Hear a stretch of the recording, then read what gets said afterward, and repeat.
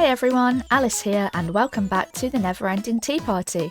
Sit back and relax as we get started with episode 4 of Ace Attorney Investigations, Turnabout Reminiscence. This episode is a flashback to, I believe, 7 years ago, so you should be able to watch this as a one-off if you haven't seen my previous videos. If you do want to get caught up though, take a look at the linked playlist in the description. And let's get started. Kay Faraday, the young lady who calls herself the second Yatagarasu. Piece of cloth that she conjured up has taken me back to many years ago. 7 years earlier. Yeah, it was 7 years. I was right. Oh, look, it's the judge.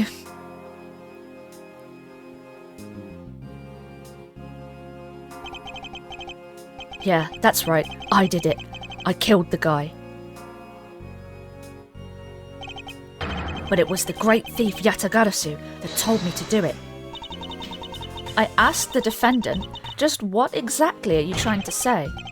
Don't you get it? I know the true identity. Oh, it's going too fast. The Yatagarasu is the man standing over there at the prosecutor's bench. Are you saying that I'm the Yatagarasu? Don't you dare deny it. You told me to kill him when you snuck into the embassy. Oh. Are you claiming that Mr. Faraday is the Yatagarasu? Mr. Rell, I think we've heard just about enough out of you. Your Honour, please listen to me. I'm telling the truth. You've got to believe me. I'm doing my best to read this as quick as I can. I hope you got most of that. How old is this judge now? In accordance with the defendant's accusation, a new prosecutor shall be called to replace Mr. Faraday. This court will be in recess until the new prosecutor is ready. Is it going to be me? Edgeworth? Oh look, he's got his fancy coat on. Nice. September 10th, 3:20 PM. District Court, 3rd floor lobby. It's almost time for me to enter the courtroom. He looks a bit younger.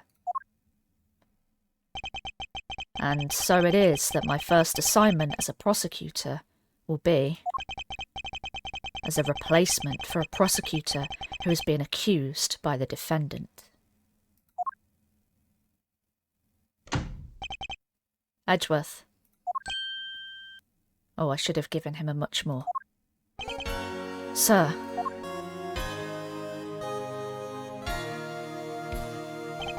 Have you read over all of the documents regarding this trial? Yes, sir. I've memorised everything there is to know. Everything? Very good. The paperwork for the prosecutor substitution is just about complete. Remember his little thing where he, really grips his shirt? He needs to chill. He's gonna have a heart attack otherwise.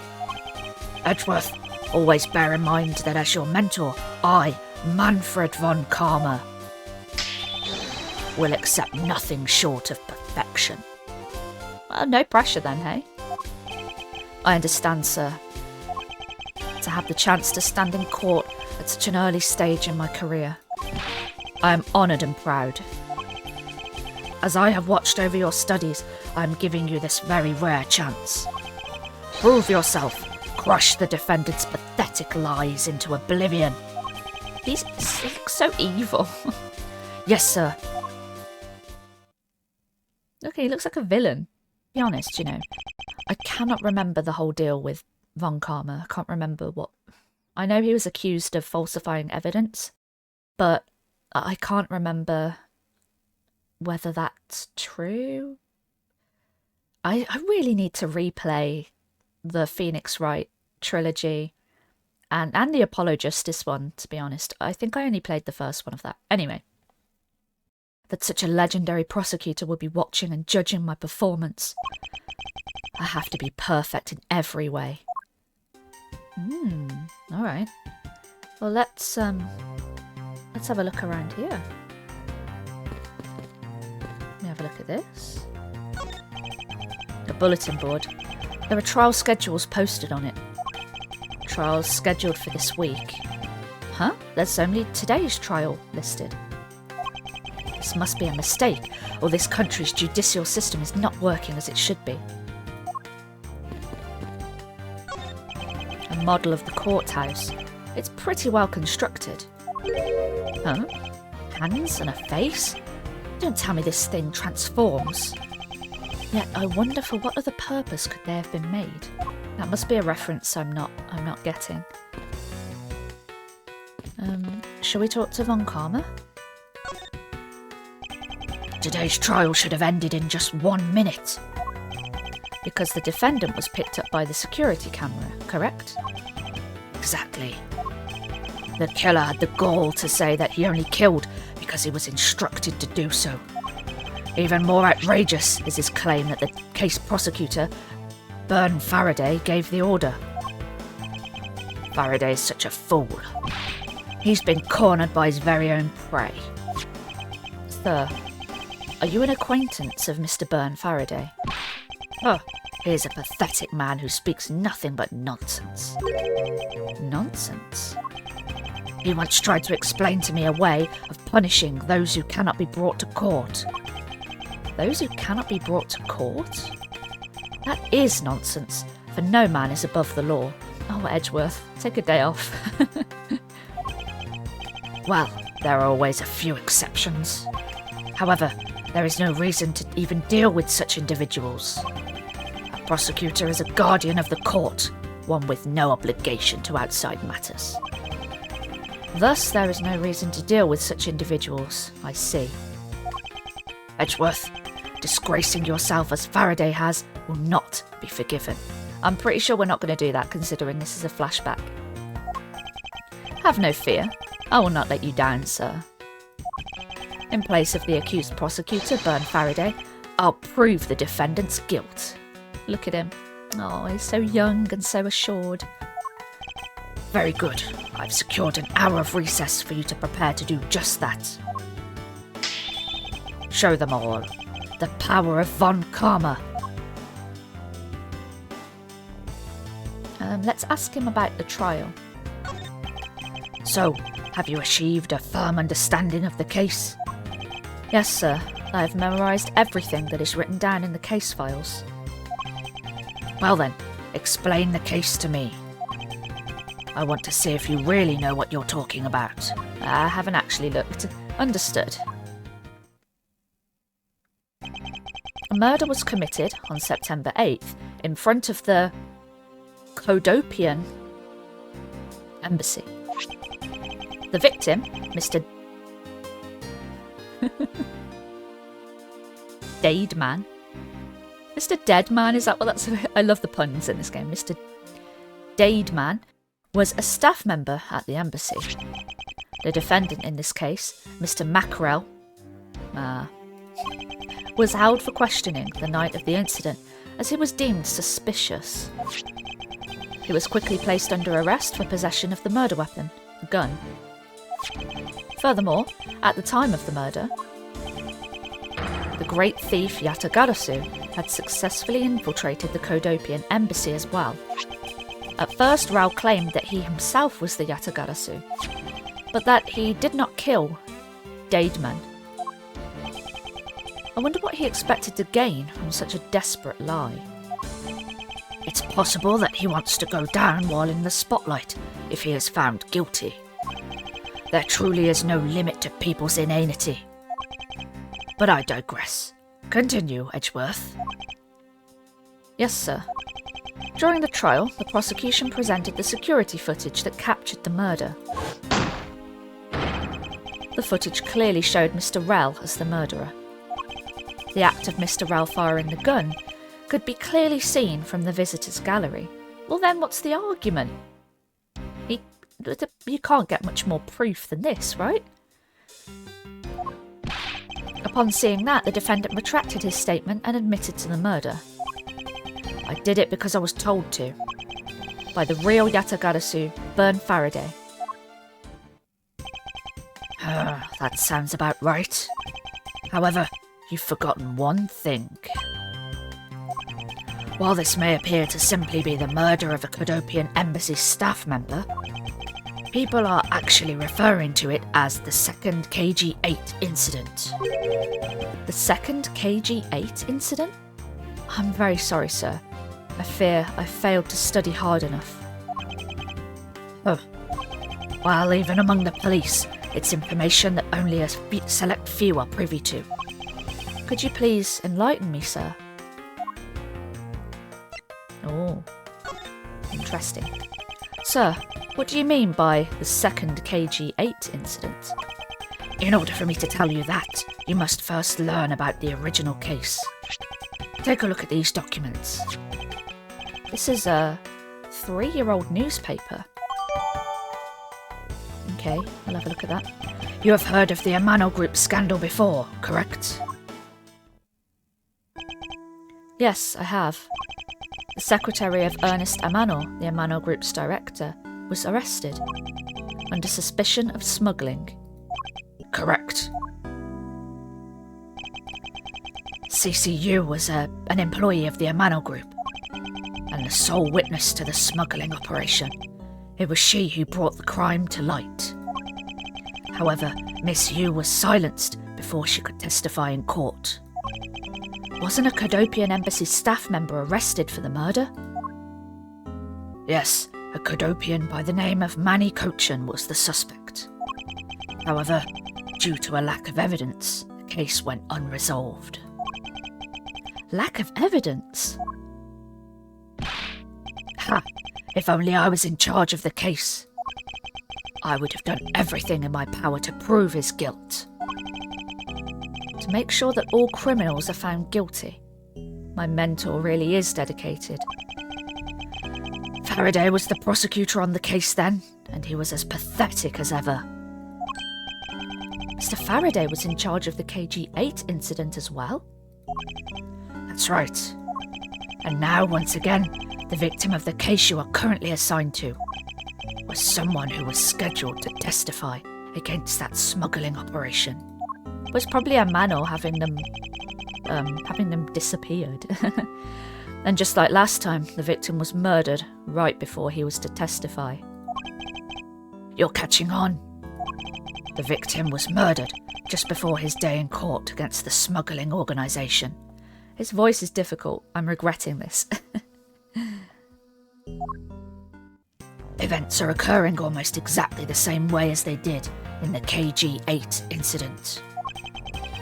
So that's why it's being called the second KG-8 incident. Yes. Yet, there is one difference between the two incidents. What would that be? The so-called noble thief that is sending everyone into an uproar. The great thief, Yatagarasu. Yatagarasu? I'd better find out more. Okay, let's ask him about the Yatagarasu. What does he know that we don't? If it is true that the Yatagarasu showed up at the Cadopian embassy, what could he or she have been after? No doubt to steal any suspicious accounting records and release them publicly. Or, more likely, to steal secrets from the Cadopian embassy itself. Since the item that the Yatagarasu stole from there was sent to the police. Well, I mean, doesn't the public have a right to know about, companies trying to, fudge the numbers? Isn't that something that the public need to know, depending on, how much it affects the public?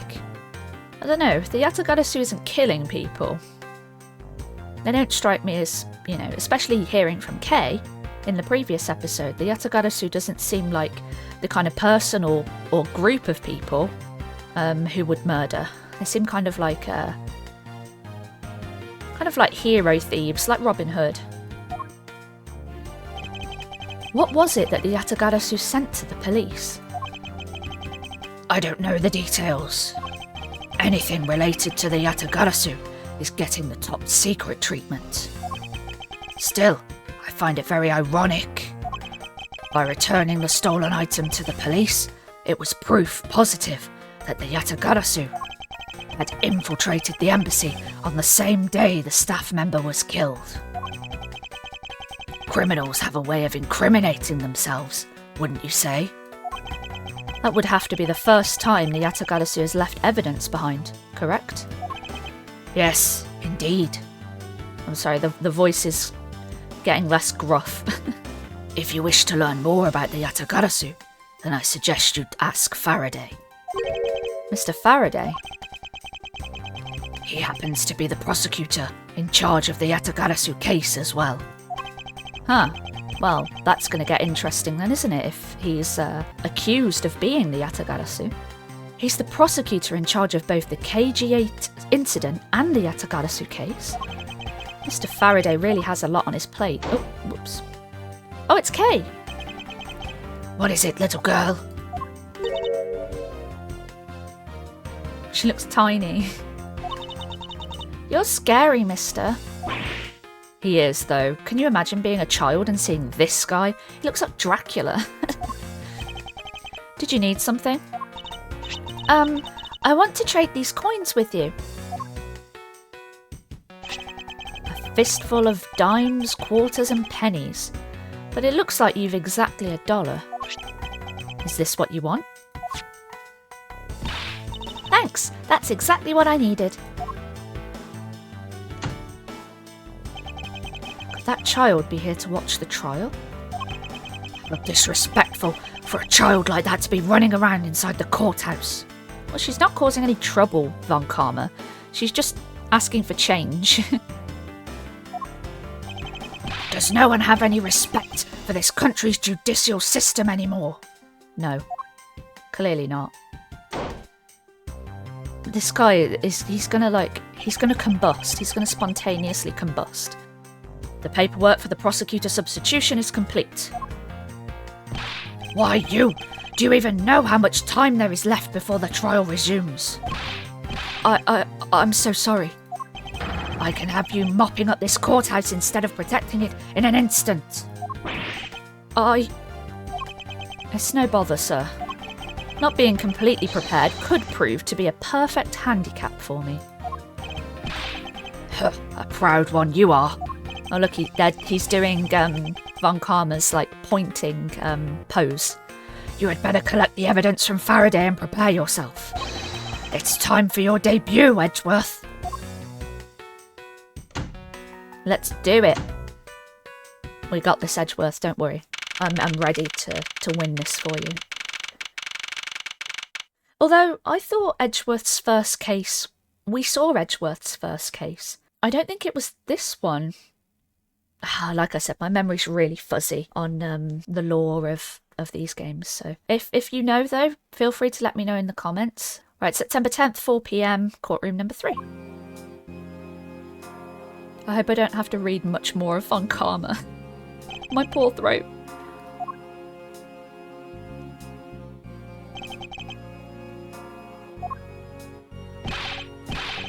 Just what is going on? Why isn't Faraday here yet? How is it possible that the defence is not prepared yet either? Bailiff, where is Mr. Faraday? I'm not sure. I wasn't really paying attention. Oh dear. Well, here's the judge. I forgot what voice I did for the judge. Ah, you must be the one Mr. Von Karma recommended. I hear this will be your first trial. I look forward to seeing how you perform. Oh, by the way, was there someone celebrating a birthday during the recess? I could have sworn that I heard a popper going off. Oh, that's probably going to be important, isn't it? Come to think of it, the other day with my grandson. Sir, it looks like the trial is about to resume, however. Yes, it will be all but impossible to prove the witness a liar without the evidence from Faraday. What is that blasted buffoon up to? It's an emergency, sirs. Gumshoe. Silence! There shall be no yelling in this sacred hall of law. You're not the judge, Von Karma. Bailiff, remove that man from this courtroom at once. Please, wait, you have to listen to me. There's an emergency. Defendant lobby number 2, Mr. Faraday, and the defendant. The two of them, they're both dead, Your Honour. What?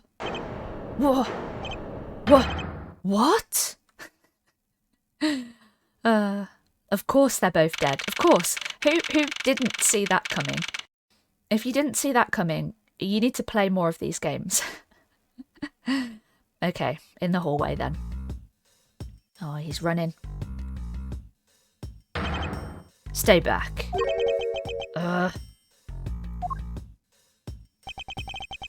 No one's allowed on the crime scene. Period.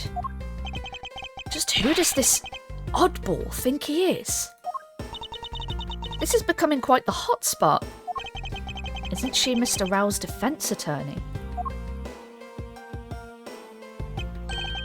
Hey, you! No running in the hallway, pal. And who are you to tell me what to do? I'll never find out what's going on like this. It's time for some civil discourse. But first, I want to see what on earth this is. What are these ants eating? The sofa looks like it's seen its fair share of use. No, not the sofa, Edgeworth. Look underneath it. What is that? And it looks like another part of the courthouse is visible from the window. Ugh! My eyes have locked with my reflection's eyes in the barred window. As a student of Von Karma, I refuse to back down. What are you talking about? I won. Oh, bless him. That was interesting. I really wanted to know what these ants were doing, though. Oh well. Interesting. They're selling special court-themed food products here. Many of them seem sort of troublesome and suspicious. Objection, I suppose. How is a ham sandwich and a Swiss roll courtroom themed? What is this? Young judges for justice. A poster of the judge. There's a longer slogan of some sort on it in tiny letters at the bottom. Every strike of my gavel brings the truth closer to me and my hair farther away. Is this a promotional poster for the court or a hair growth product? Well, let's speak to Gumshoe. And you are... Who, me? Hey, pal. It's common courtesy to tell someone your name first before asking theirs. Ugh, point taken. My name is Miles Edgeworth. I'm a district prosecutor. Prosecutor? I've never seen a prosecutor as young as you, pal. I've told you my name. Now would you mind telling me yours? Detective Dick Gumshoe. And just recently, I achieved my dream of becoming a detective. He hasn't aged a single day. More than a dream. It's what I was born to do. Wait. Maybe I should check and make sure I'm not really in some crazy dream first. This detective is entirely too excited to be at a murder scene. Ask him about the crime scene. So, Detective Gumshoe, would you mind telling me what you know about the incident? You know that I don't have to tell you anything, right? I know that. But it would behoove you to fill me in on what you know. He's so intimidating. Wow, you're a proud one for such a youngster, aren't you? Well, anyway, Detective Bad is the one in charge. So you're just going to have to ask him for all the details, okay?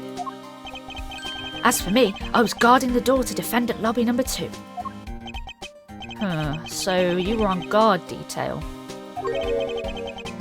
Did you notice anything strange while you were on duty? Well, I freaked out when I heard a gunshot, and then I kind of froze. You're a detective, and a measly gunshot scared you that much? Then again, I can hardly claim to not know what it's like to hear one at close range. Then, Detective Bad came running to the scene. We went into lobby number 2 together, and both men were lying there, dead. Is that everything?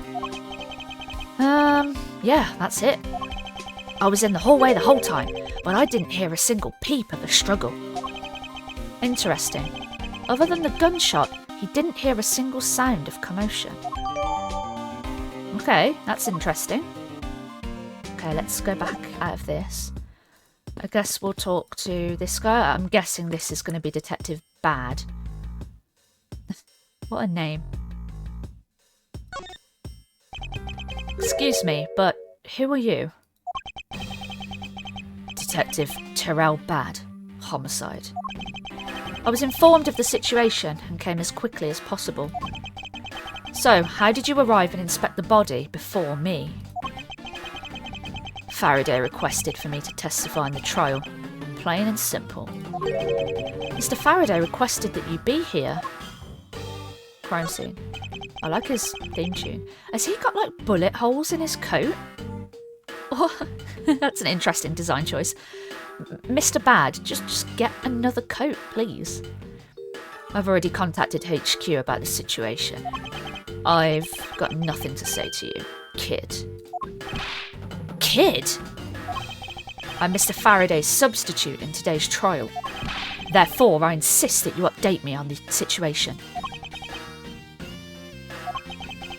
I can't back down here. I have a right to know. Do I need to teach you a thing or two about how to talk to adults, kid? Is he threatening me? Is he going for his gun? No. It's just a mirror? How dare he trick me like that? Faraday was stabbed to death with some kind of blade, and he had a gun in his hand. The other man, Mr. Mackerel, was shot and killed. He was found holding a bloody knife in his hand. Was there anyone else who went into defendant lobby number 2? Yeah, that big lug over there. His name's Gumshoe. Oh, he was in charge of guarding the place. He's claiming that no one else entered the room. If that's the case, then they must have killed each other, correct? Maybe. Such impudence. This guy's really testing my patience. Trial witness. Why was I not informed that you were going to testify in court? Homicides aren't my only gig. The Yatagarasu case is also one of my assignments. Huh. So you were called upon to comment on the Yatagarasu's characteristics, in order to assess if Mr. Faraday really was the Yatagarasu or not. Well, well, looks like you just might have a brain after all in that head of yours, son. Son? I'm not your son, Pops. Okay, let's talk to her. Do you have a minute? You know, I'm not really into talking to people I don't know. Especially at a time like this. I apologise for not introducing myself before bothering you. My name is Miles Edgeworth. I was to take Mr. Faraday's place in court. Edgeworth, huh? Never heard of you. So, Faraday's substitute is a newbie, huh? I'll have you know, madam, that I studied under Manfred von Karma. Oh no, it doesn't suit you, Edgeworth. Do not take me for some naive novice. She's not impressed.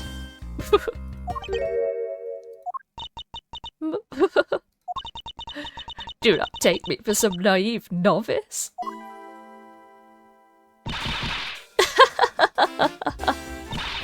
So you're a student of Von Karma? I should have. Those clothes are a dead giveaway. Stop right there. These are the garments of one who gallantly presents the facts. Thanks for the great laugh. But try not to make me laugh so much, okay? I wasn't trying to do anything of the sort. Just kidding, I was just goofing around. By the way, do you know who I am? My name is Callisto Yu. And if you're telling the truth, then we were about to go head to head in court. Wait, you? Didn't we hear about someone called Yu? But of course, I've heard much about you, Miss Yu. But of course, I've heard much about you. You're a regular Shakespeare. Did I say something funny? Kind of. Yeah, kind of, Edgeworth. Yeah, the victim, Miss CCU. Is that her sister, maybe? Yeah, because she was going to testify about the Yatagarasu, or about the smuggling ring, sorry. I'm sure we'll find out their link. Let's ask her about the crime scene. I'd like you to update me on the situation. I don't really know anything. Why don't you try talking to those detectives over there? If that's the case, then why are you here?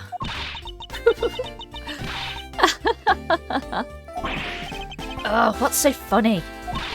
It's just that the way you speak is so tactless. The person I was going against in court until only a little while ago was just murdered.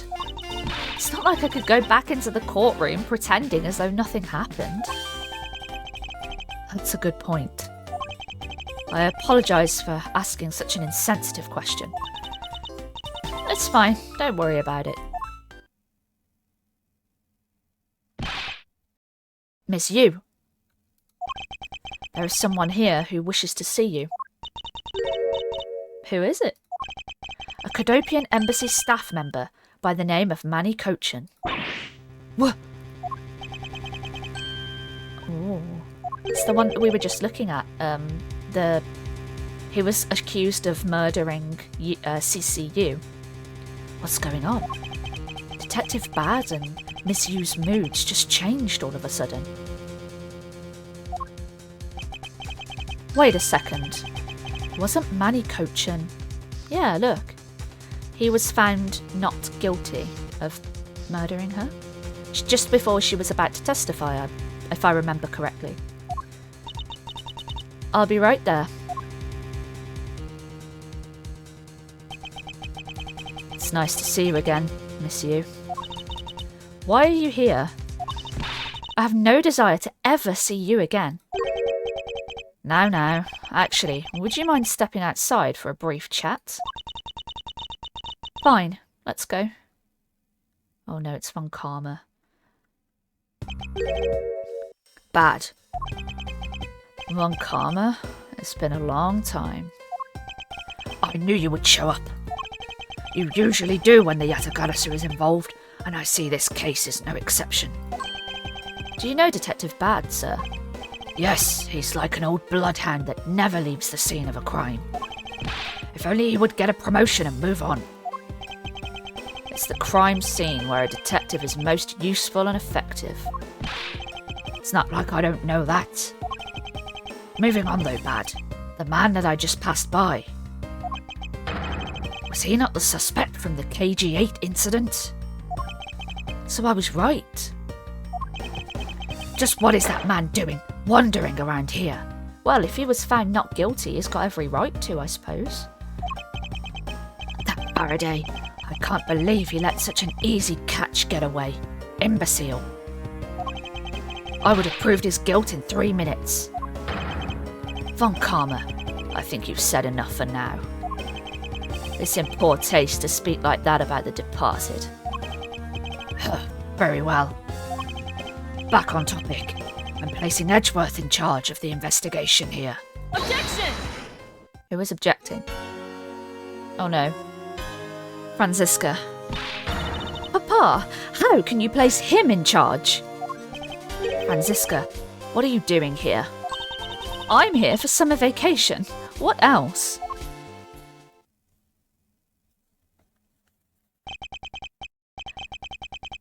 Franziska von Karma. So she is here on vacation from Germany. She's the daughter of Manfred von Karma and a student of his who's also junior to me. You're the one who's junior to me, and don't you forget it. Did you say that out loud? You're not conveniently avoiding the bar examination, are you? Ha! If you were able to pass, then I'll have absolutely no trouble at all. I'll never allow myself to lose to you. Never! Why does she always have to be this competitive? Anyway, Papa, are you really assigning Miles Edgeworth to cover the case? Yes, I am. Why do you ask? Well, you know, I'm close to becoming a prosecutor myself. You cannot legally, if you haven't passed the bar, you can't just be like, yeah, I'm the prosecutor now. You don't have the qualification. And I am 100% confident that I can do a better job than him. That's just like Franziska. She has no problem bad-mouthing someone right in front of them. Bad. Yeah? These two will be conducting the investigation. What? You want me to let both of these kids loose on the crime scene? Ha! This is a perfect opportunity for them to work on their prosecutorial skills. The crime scene is not a place for children to be messing around in. I'm the one with the authority over this crime scene, Bad. Are you? But he's the head detective. He's a homicide detective. I don't know how these things work. And I will not tolerate complaining. Edgeworth, Franziska, I leave this case to the two of you. Understood, sir. Yes, Papa. I like her curtsy, it's cute. I'll go take care of the paperwork now. Remember, I'll accept nothing but a perfect report from the both of you. Do not disappoint me. Hold up, Von Karma. I still haven't agreed to this. Well, tough. Miles Edgeworth. It's been quite some time, Franziska. This will be the perfect chance for us to see which of us is truly worthy of the Von Karma name. Would it kill you to at least say hello? Ugh. Long time no see. Very good. Just because you became a prosecutor first doesn't mean you can act all proud. I don't think he is. She hasn't changed a bit. Yeah, except instead of a whip, she's got a crop. Miles Edgeworth. As I was saying, we shall see which one of us is worthy of the Von Karma name. For crying out loud, I've been reduced to a babysitter. It looks like Mr. Von Karma was successful in convincing the detective. That's just like him. He never fails. Now, I'd appreciate it if you could quickly run me through the facts, Detective Bad. You're better off checking things out on your own. Very well. Seems like getting help from Detective Bad will be a most arduous task. Oh, look, they're like crumpled over each other. How did they possibly kill one another if they're crumpled like that? That's going to be interesting. September 10th, 4:15 p.m, District Court, Defendant Lobby number 2, the crime scene. No, is the only real explanation that they killed each other simultaneously?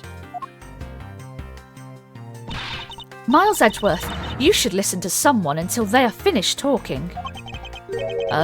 What are you talking about? I'll only say it one more time. This is a competition to see who is truly worthy of the Von Karma name. A competition? The person that figures out the truth first wins. So the person who doesn't discover the truth is a dishonour to the name? Exactly. I don't care that you became a prosecutor before me. I simply refuse to hear any more foolish things come from your foolishly foolish mouth. Fine. Whatever makes you happy. Can I take that as you accepting my challenge? Once again, whatever makes you happy. Well then, let's begin the investigation, shall we? I'm going to find the perfect evidence and prettily present it like the professional I am. Competing to discover the truth behind a crime scene. How delightfully childish. You kids, over... Kid?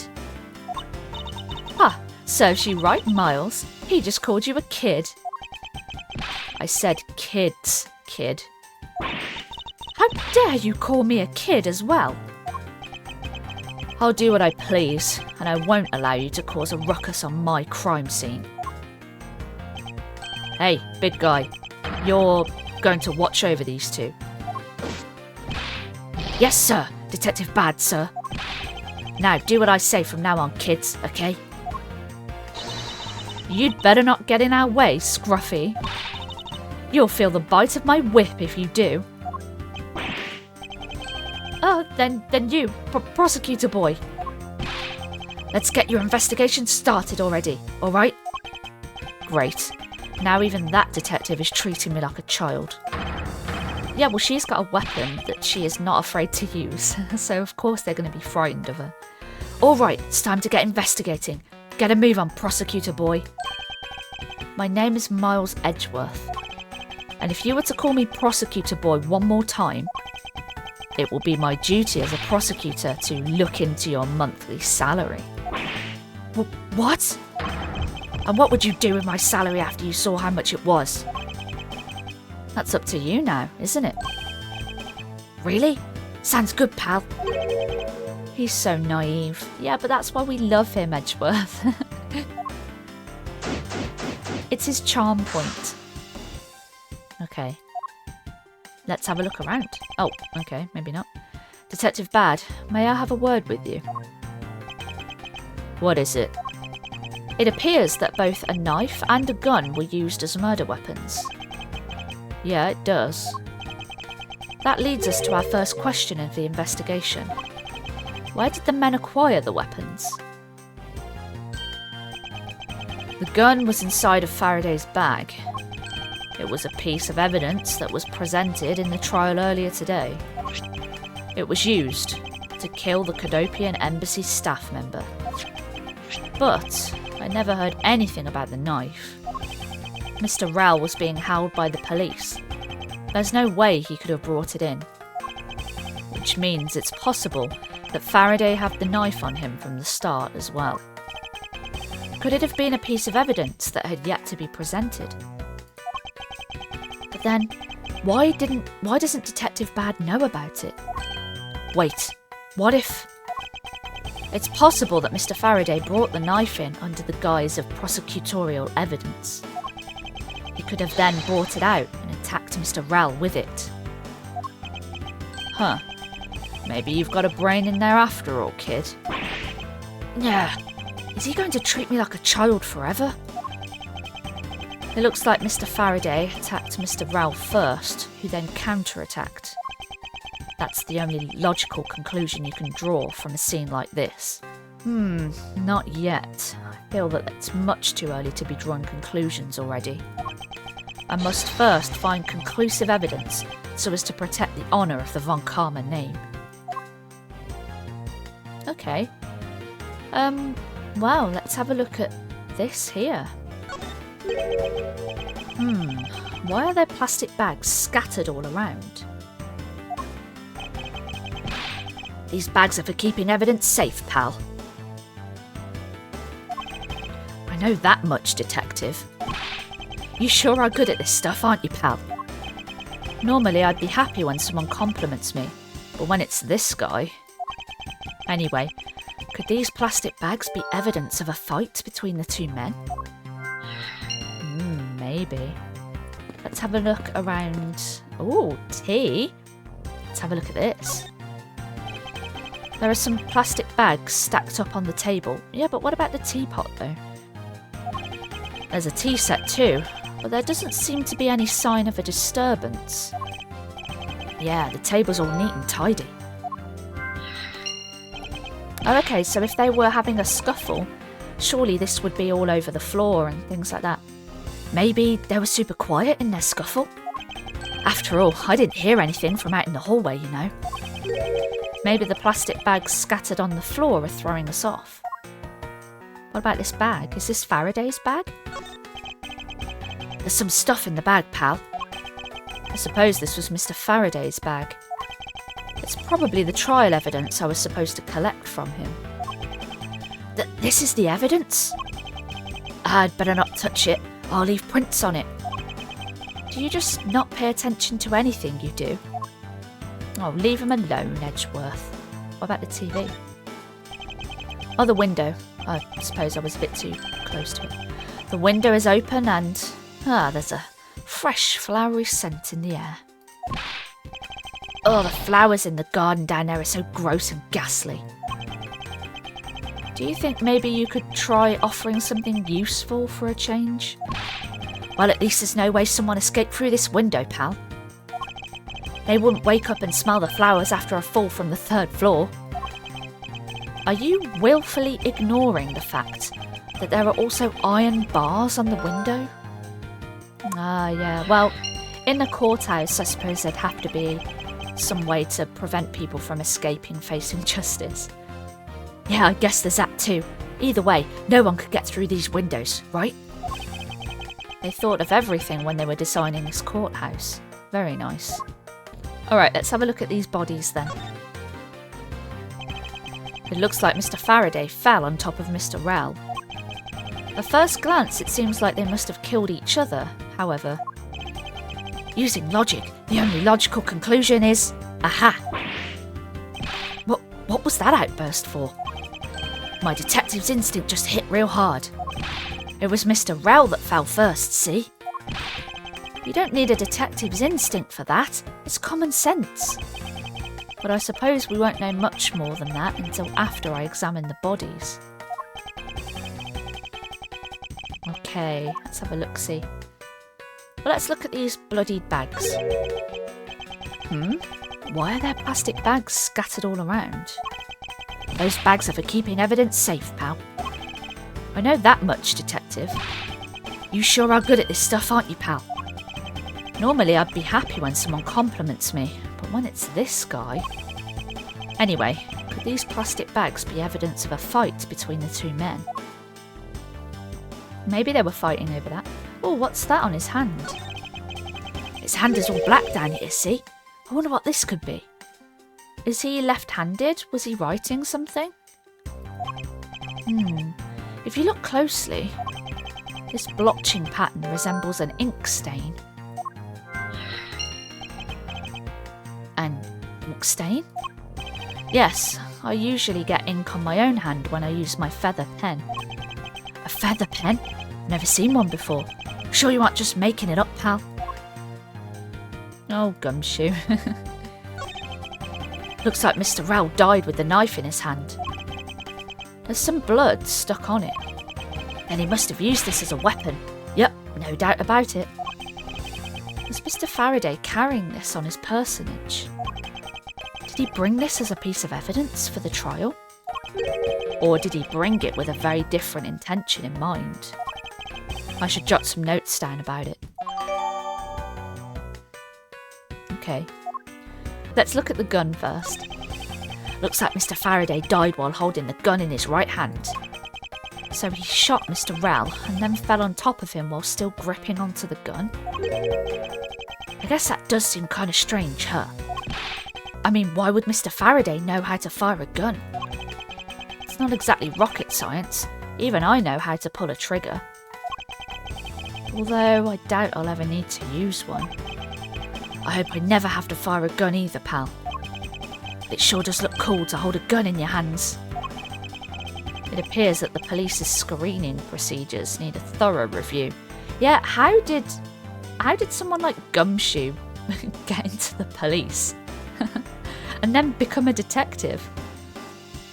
Aw, I mean, he's really enthusiastic, so that's something. Anyway, I should jot down some notes about the handgun in Mr. Faraday's hand. Oh, that was all we needed. Cool. Mr. Rell's cause of death was from being shot, correct?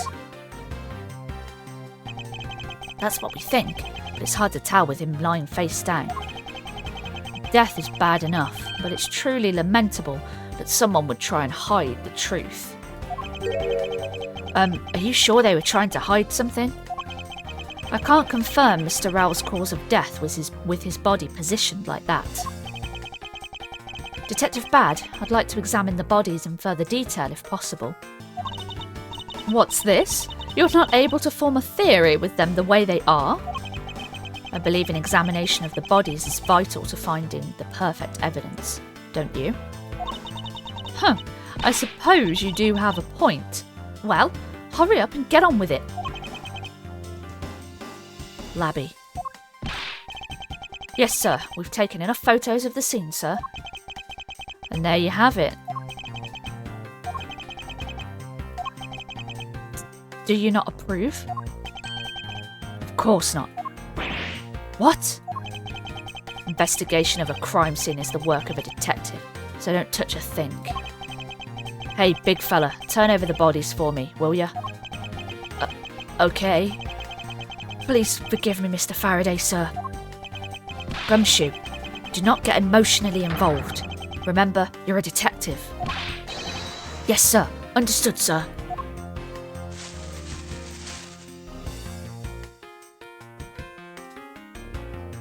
Oh, okay, we can see the wounds now.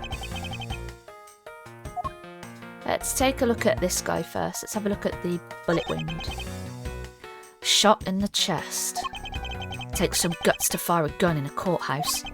I mean, I've been a detective for a whole week, and I still haven't fired a single round yet. Well, that's good, isn't it? You don't want to be just firing your gun willy-nilly.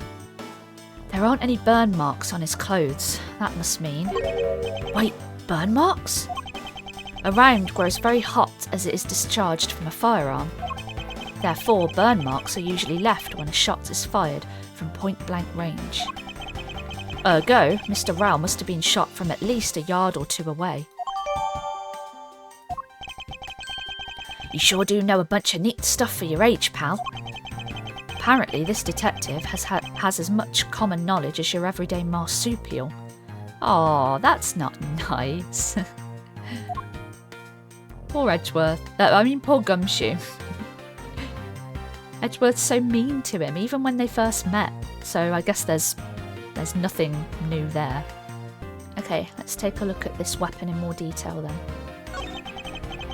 It looks like Mr. Faraday was stabbed with this knife that Mr. Rell is holding. Youch! What's wrong, detective? My stomach started to hurt from just thinking about being stabbed. Just keep your mind on the case, alright?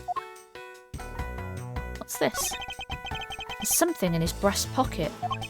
It's a fountain pen. Oh, is that where the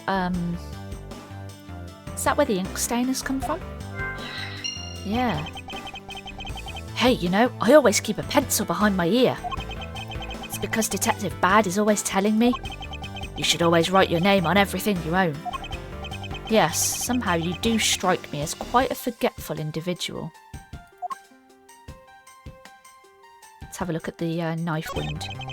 There's a knife wound in his chest here, see? I wonder if the wound matches the knife Mr. Rell is holding. Labby? Yes, sir. Verifying now, sir. Make it quick. From the look of things, one could deduce that the knife Mr. Rell is holding is what killed Mr. Faraday. Let us now try and understand how the two men died. First, Mr. Faraday took the gun and the knife out from today's trial evidence. Then he aimed the gun at Mr. Rell and fired. However, Mr. Rell managed to grab the knife and counter Mr. Faraday while being shot. That sounds unlikely. Then the two men fell together where they stood. That is my theory in any case. What a crazy way to go. Still, something about that explanation just doesn't seem right. Yeah, seems a little bit too far-fetched. I believe I now have a firmer grasp on what happened here. Okay, shall we do some connecting maybe? Let's have a look at what we've got. Whoa, lots. Okay. Well, the most obvious one is going to be the ink stain and the fountain pen in the pocket. Right? Let's try those two together. And narrow it down at least. That splotch on Mr. Faraday's hand. I wonder if it might be the ink from his fountain pen. Oh, let's ask the lab guy. Detective Gumshoe, I confirm that the substance on Mr. Faraday's hand is the ink from his fountain pen. So Faraday was writing something because for there to be ink still on his hand now means that he didn't get a chance to sort of wash his hand or for it to be rubbed away. I see. Good work. You know, I've always wanted to say that, even if it was just one time in my life. If Mr. Faraday wrote with his fountain pen in his left hand, I think it's fair to assume he was left-handed. It appears that Mr. Faraday's pen is very important to our case as well. Okay, if you say so, pal.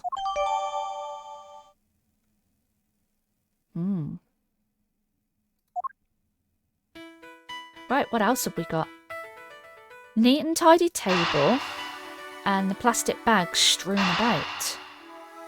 Because that doesn't make sense, because there are plastic bags on top of the table, but everything, which is undisturbed, but then there are plastic bags all over the floor. So something's not adding up here. Let's connect.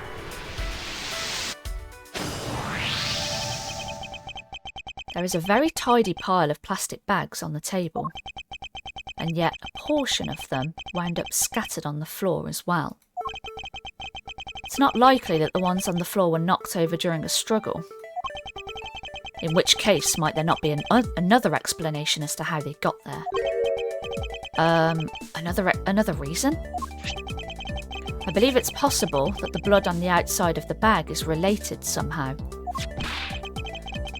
Please, get that blood away from me, pal. Detective Gumshoe, whose blood is on the bag? Hold on, let me ask the lab guy. Alright, please, hurry. Wait till you get a load of this, pal. It's Mr. Faraday's. Oh, and the technician said they didn't find anything else on or in the bag either. It would appear that this bag is a very important piece of evidence. Okay, if you say so, I leave it in your hands, pal. Okay. Evidence. Guess there's not much left to investigate, huh? They really did kill each other. No, we can't conclude that quite yet. There's still something I find very peculiar here. The theory that they simply killed one another is too simplistic in this case. In fact, there is actually a contradiction that shows there is another possibility. No way, pal. Really? I suppose I will just have to show you the contradiction in this crime scene.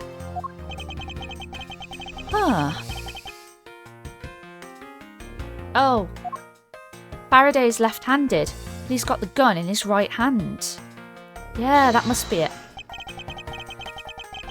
Let's see. This, right? It says he's left-handed. Yeah, let's try it. Eureka! Now we come face to face with the contradiction I spoke of, and it is this. Mr. Faraday used his left hand to write with his fountain pen. Ergo, he is left-handed. And yet, the handgun is in his right hand. Don't you find it odd that the left-handed Mr. Faraday would hold the gun in his right hand? That, lady and gentlemen, is the great contradiction haunting the crime scene. Hey, you're right, pal. That does seem kind of strange. But how could something like that happen? The facts add up to one conclusion and one alone. Someone else put the gun in Mr. Faraday's hand after he died. Someone else? Plastic bags scattered on the floor and a gun in the wrong hand. I sense the presence of a shadowy figure behind this case. A person of vile intent who is serious about keeping the truth from us. Ooh, investigation complete. Nice. We did it. I think that's a good place to stop for today's video. We found out a lot in quite a short amount of time. We had Faraday being accused, then we had Faraday and the defendant being murdered, and we've figured out there must be some foul play involved. So thank you so much for watching until the end of this video. I really appreciate your support. Remember to like, subscribe and turn on notifications to join my never-ending tea party. It's always tea time here on my channel and you're welcome anytime. Thanks again, and I'll see you very soon in the next one.